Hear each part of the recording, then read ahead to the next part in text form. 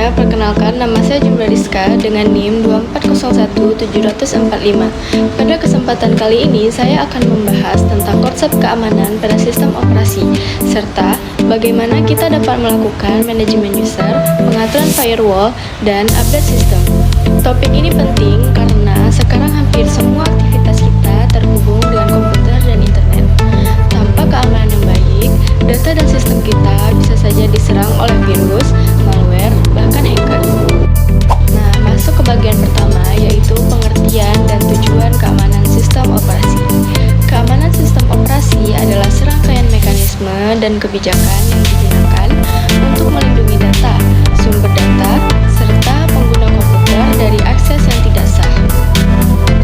Tujuannya adalah untuk menjaga 3 hal penting, yaitu yang pertama, kerahasiaan. Artinya, data hanya bisa diakses oleh orang yang berhak. Yang kedua, integritas.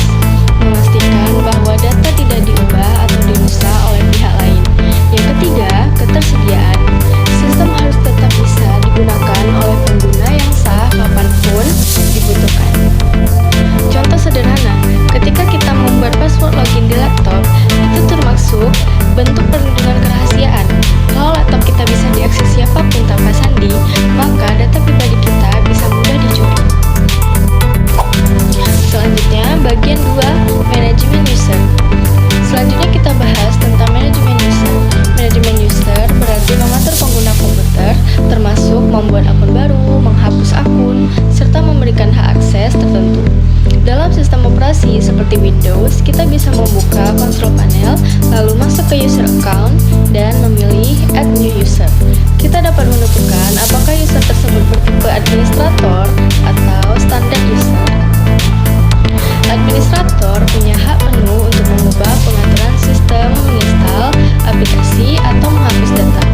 Sedangkan user biasa hanya bisa memakai program yang sudah diizinkan.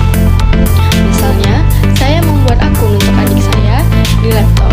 Saya set akunnya sebagai standar user, supaya dia tidak bisa sembarangan install aplikasi dari internet.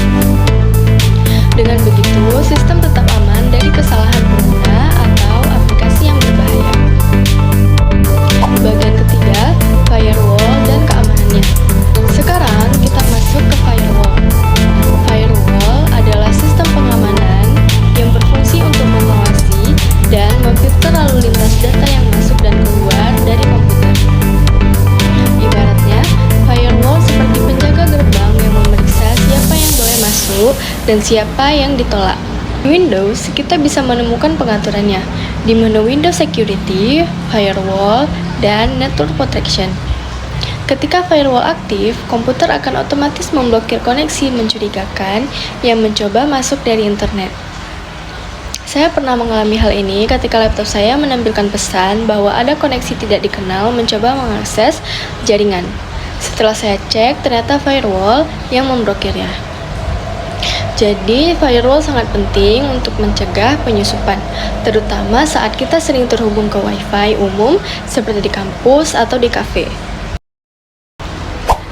Masuk ke bagian 4, yaitu update sistem operasi. Selanjutnya adalah update sistem operasi. Banyak orang yang menunda update karena takut lemot atau boros kuota. Padahal update justru sangat penting. Update sistem berfungsi untuk memperbaiki bug, meningkatkan performa, dan menutup celah keamanan yang bisa dimanfaatkan oleh hacker atau virus. Contohnya, setiap kali Windows atau Linux merilis pembaruan, di dalamnya biasanya ada security patch untuk menutup celah keamanan lama. Saya sendiri pernah mengalami laptop saya jadi sering crash dan muncul pesan error. Setelah saya lakukan update sistem, ternyata performanya kembali normal. Jadi, jangan pernah abaikan pembaruan. Lebih baik menunggu beberapa menit untuk update daripada kehilangan data akibat virus. Sebagai kesimpulan, keamanan sistem operasi dapat dijaga dengan 3 langkah utama. Yang pertama, manajemen user yang benar, firewall yang aktif, dan update sistem secara rutin.